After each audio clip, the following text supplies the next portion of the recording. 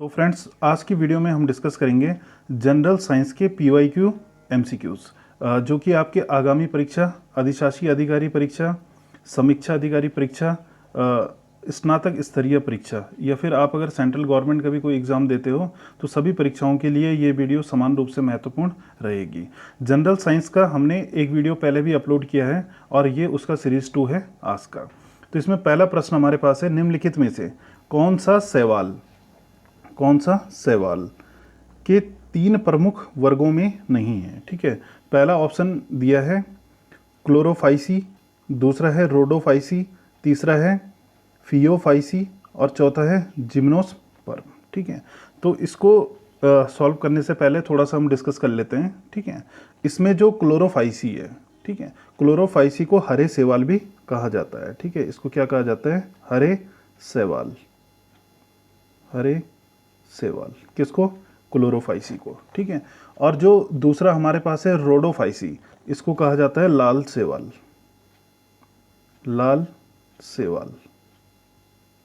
और तीसरा हमारे पास है फियोफाइसी। ठीक है, इसको कहा जाता है भूरे शैवाल। तो ये जो 3 प्रमुख वर्ग हैं शैवाल के, वो कौन कौन से हैं? क्लोरोफाइसी, रोडोफाइसी और फियोफाइसी। हरे शैवाल, लाल शैवाल और भूरे शैवाल, इनमें से कौन सा नहीं है? तो ऑप्शन नंबर डी इसका क्वेश्चन के हिसाब से राइट ऑप्शन हो जाएगा, जिम्नोस्पर्म। फिर नेक्स्ट है, सौर ऊर्जा रासायनिक ऊर्जा में किस समय बदलती है? ठीक है, तो किस समय बदलती है? पहला ऑप्शन है ज्वलन, दूसरा है संक्रमण, तीसरा है प्रकाश संश्लेषण और चौथा है विलयन। ठीक है, तो इसका ऑप्शन नंबर सी राइट हो जाएगा, प्रकाश संश्लेषण। ठीक है, ये इस दौरान जो है सूर्य से प्राप्त विकिरित ऊर्जा को ग्लूकोज यानी कि शर्करा के रूप में रासायनिक ऊर्जा में परिवर्तित किया जाता है। फिर नेक्स्ट है हमारे पास, अब देखिए यहाँ पर कई सारे बच्चे जो है कमेंट बॉक्स में कमेंट करते हैं कि सर हमको PDF चाहिए। तो PDF के लिए आप हमारे चैनल के अबाउट सेक्शन में जाइए, वहाँ पर टेलीग्राम का मैंने लिंक दिया है और साथ में UKPSC के PYQ भी हमने वहाँ पर उसका भी आपको लिंक दिया है। यहाँ से सीधे आप हमारे चैनल की प्लेलिस्ट में पहुँच जाओगे। ये यहाँ पर UKPSC PYQ GS, ठीक है, GS की जितनी भी हमने वीडियो डाली है वो सारी वहाँ पर अपलोड है। जनरल हिंदी, ये UKPSC के ही PYQ हैं, ये सारी वीडियोस आपको हिंदी की वहाँ पर मिल जाएगी। और हिंदी का तो लगभग EO का सिलेबस का हमने 80% कंप्लीट किया हुआ है। तीसरा उत्तराखंड GK PYQ, इसके लगभग 7 टेस्ट सीरीज़ हमारी वहाँ पर अपलोड हैं, जो सारी की सारी टेस्ट सीरीज़ जो है UKPSC PYQ पर आधारित है। भारतीय कृषि ये अधिशासी अधिकारी के सिलेबस में जो है ये इंडियन एग्रीकल्चर वहाँ पर एक टॉपिक दिया है, इससे रिलेटेड भी हमने वहाँ पर वीडियो डाली है। ये भारतीय अर्थव्यवस्था अधिशासी अधिकारी के सिलेबस को ध्यान में रखते हुए ये वीडियो बनाई गई है। इसके अलावा भी हमने जो है कंप्यूटर के वहाँ पर अभी कंप्यूटर की एक ही वीडियो हमने वहाँ पर डाली है, वो भी PYQ पर आधारित है। तो फिर नेक्स्ट है हमारा तीसरा है, मृत्यु के पश्चात नेत्रदान के लिए नेत्रों को कितने घंटे के भीतर निकाल लेना चाहिए? ठीक है, तो पहला ऑप्शन है 6, दूसरा है 8, तीसरा है 12 घंटे, चौथा है 24 घंटे। तो ऑप्शन नंबर ए इसका राइट हो जाएगा, 6 घंटे तक। ठीक है, यानी कि 6 घंटे के भीतर जो है निकाल लेना चाहिए। फिर अब ये जो प्रक्रिया है, ठीक है, ये सिर्फ जो है जो कोरोनल अंध व्यक्ति है वही इसका लाभ ले सकते हैं, अन्य इसका लाभ नहीं ले सकते हैं। ठीक है, कौन ले सकते हैं? कोरोनल अंध व्यक्ति। ठीक है, कोरोनल अंध व्यक्ति।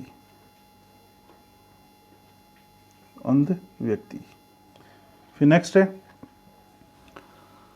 चौथा क्वेश्चन हमारा, ओजोन जीव मंडल को बचाती है। ठीक है, किससे बचाती है?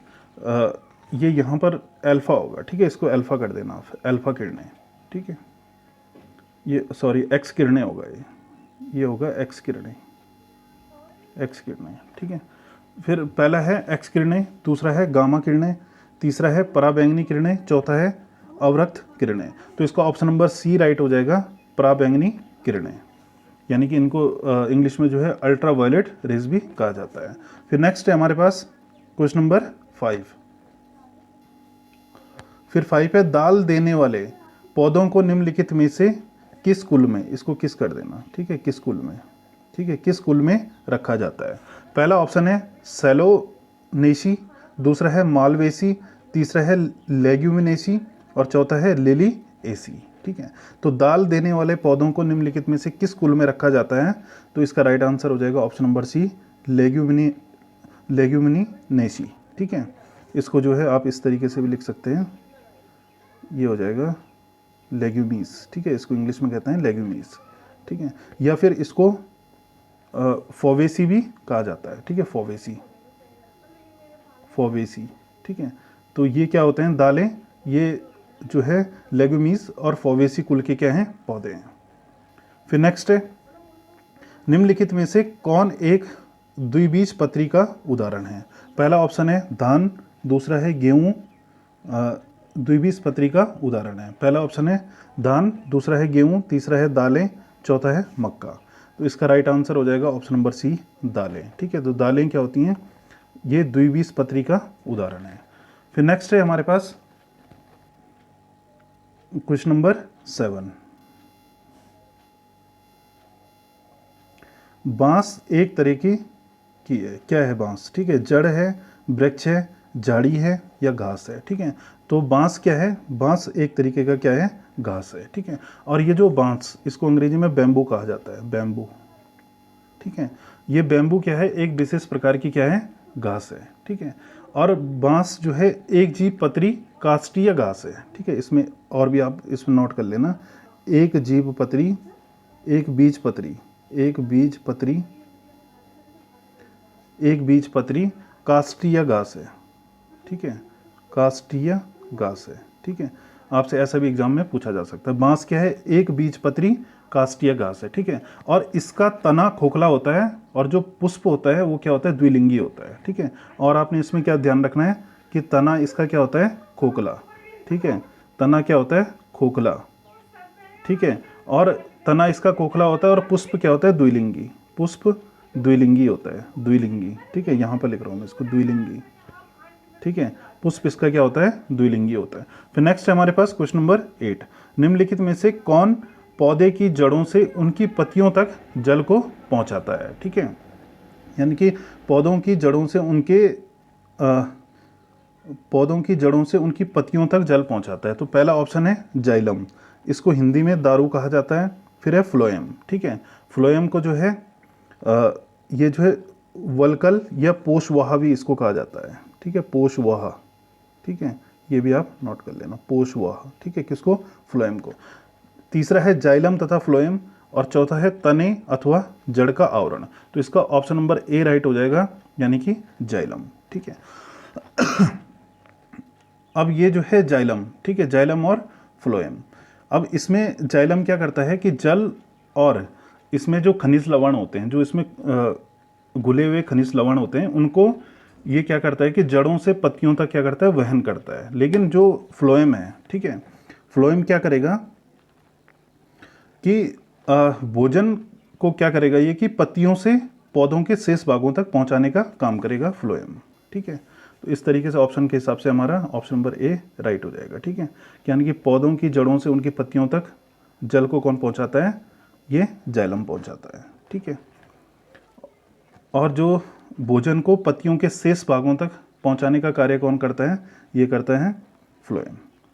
फिर नेक्स्ट है, पौधों में द्वितीयक वृद्धि के निम्नलिखित में से कौन से ऊतक उत्तरदायी होते हैं? ठीक है, पहला ऑप्शन है कॉर्टेक्स, दूसरा है कैम्बियम, तीसरा है फ्लोएम, चौथा है जाइलम। तो इसका ऑप्शन नंबर बी राइट हो जाएगा, कैम्बियम।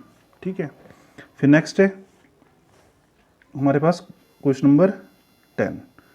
पादप का सामान्य जनन भाग कौन सा होता है? ठीक है, पादप का सामान्य जनन भाग कौन सा होता है? ऑप्शन नंबर ए है पत्ती, ऑप्शन नंबर बी है तना, तीसरा है जड़, चौथा है पुष्प। तो ऑप्शन नंबर डी इसका राइट हो जाएगा। पादप का सामान्य जनन भाग क्या होता है? पुष्प होता है। ठीक है, जनन भाग या फिर लैंगिक भाग। ठीक है, आपसे ऐसे भी पूछा जा सकता है कि लैंगिक भाग। ठीक है, ये पौधे का लैंगिक भाग कौन सा होता है? सामान्य, ये पुष्प होता है। ठीक है, जनन या लैंगिक। अब इसमें जो है पुष्प के जो है 4 प्रमुख चक्र होते हैं। ठीक है, अब ये 4 प्रमुख चक्र कौन कौन से होते हैं पुष्प के? एक तो हो गया बाह्य दल पुंज हो गया। ठीक है, पहला आपने इसमें नोट करना है बाह्य दल पुंज। बाह्य दल पुंज, ठीक है। पहला बाह्य दल पुंज हो गया, ठीक है। दूसरा इसमें होता है दल पुंज होता है, दल पुंज होता है, ठीक है। तीसरा इसमें होता है, ठीक है, पुंकेश्वर होता है, पुंकेश्वर, पुंकेशर, ठीक है, पुंकेसर हो गया, ठीक है। और चौथा इसमें होता है स्त्री केसर, स्त्री केसर, ठीक है। तो ये चार भाग भी आपने इसके ध्यान रखने हैं, ठीक है। ये चार प्रमुख है इसके चक्र हैं।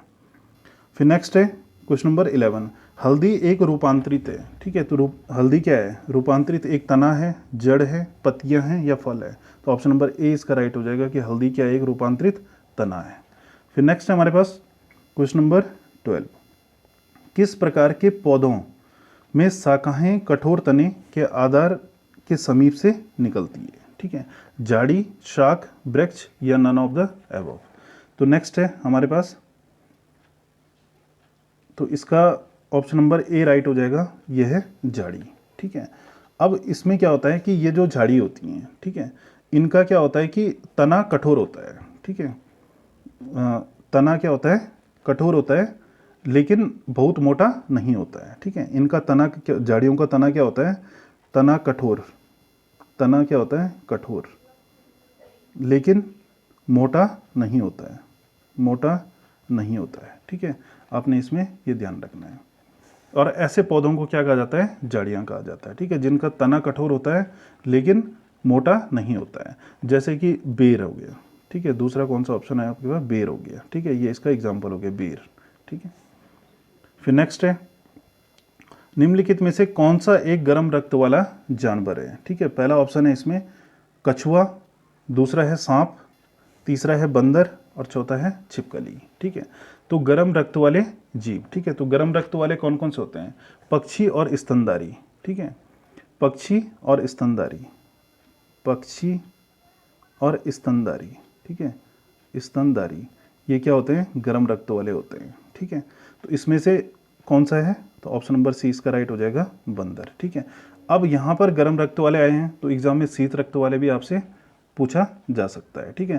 तो शीत रक्त वाले कौन कौन से हो गए? जैसे एक कछुआ हो गया, ठीक है, कछुआ हो गया, दूसरा सांप हो गया, ठीक है, तीसरा इसमें छिपकली हो गया। ये तीनों क्या हैं? शीत रक्त वाले हैं, जबकि इसमें जो है बंदर क्या है? गर्म रक्त वाला है, ठीक है। फिर नेक्स्ट है हमारे पास क्वेश्चन नंबर 14, निम्नलिखित में से कौन सी ग्रंथि वृद्धि हार्मोन का रिसाव करती है, ठीक है। कौन सी ग्रंथि वृद्धि हार्मोन का रिसाव करती है? पहला है अधिवृक्क, ठीक है, दूसरा है पीयूष ग्रंथि, तीसरा है जनन ग्रंथि, चौथा है अग्नाशय। तो ऑप्शन नंबर बी इसका राइट हो जाएगा, पीयूष ग्रंथि। कौन सी ग्रंथि वृद्धि हार्मोन का रिसाव करती है? तो ये करती है पीयूष ग्रंथि। फिर नेक्स्ट है हमारे पास क्वेश्चन नंबर 15, एपीकल्चर। अब देखिए यहाँ पर ये आयोग जो है क्वेश्चन को कैसे घुमाता है। देखिए, एपीकल्चर पर शोध का एक वैज्ञानिक विधि है जिसमें विशेष रूप से एक लकड़ी का बॉक्स बना होता है, ठीक है। ये आपसे सीधे भी पूछ सकता था कि एपीकल्चर किसको कहते हैं, ठीक है, लेकिन क्वेश्चन को थोड़ा सा इसने घुमा दिया है। तो ये एपीकल्चर किसको कहा जाता है? ये कहा जाता है मधुमक्खी को, ठीक है। दूसरा पहला ऑप्शन इसका राइट हो जाएगा, मधुमक्खी को, ठीक है। अब होता क्या है कि एपीकल्चर में क्या होता है कि कृत्रिम रूप से मधुमक्खी पालन हो गया, ठीक है, या फिर मधुमक्खी से शहद निकालने और उस शहद को संरक्षित रखने का जो अध्ययन होता है, मधुमक्खियों को कैसे संरक्षित रखा जाए, इन सब के अध्ययन को ही एपीकल्चर कहा जाता है, ठीक है। क्या क्या हो गया इसमें? एक तो मधुमक्खी पालन हो गया, मधुमक्खी पालन, ठीक है, मधुमक्खी पालन, ठीक है। दूसरा क्या हो गया? मधुमक्खी से शहद निकालना, ठीक है, दूसरा शहद निकालना, ठीक है, शहद निकालना, ठीक है। और तीसरा क्या है इसमें? संरक्षित रखने का अध्ययन, ठीक है, संरक्षित रखने का अध्ययन। इन सबको क्या कहा जाता है? एपीकल्चर कहा जाता है। अब यहाँ पर एपीकल्चर पूछा है तो कुछ अन्य भी आपसे वो एग्जाम में पूछ सकता है, जैसे कि हॉर्टिकल्चर हो गया, ठीक है। तो हॉर्टिकल्चर बागवानी, ठीक है, हॉर्टिकल्चर से आपने क्या ध्यान रखना है? बागवानी, ठीक है, हॉर्टिकल्चर, कल्चर, इसका संबंध किससे है? बागवानी से, ठीक है, हॉर्टिकल्चर बागवानी हो गया, ठीक है। और ये पीसी कल्चर, ठीक है। नेक्स्ट है पीसी कल्चर, मधुमक्खी पालन। ठीक है, यहाँ पे एपी कल्चर पूछा है। नेक्स्ट अगर आपसे पूछता है पीसी कल्चर, पीसी कल्चर, तो पीसी कल्चर क्या है? मधुमक्खी पालन।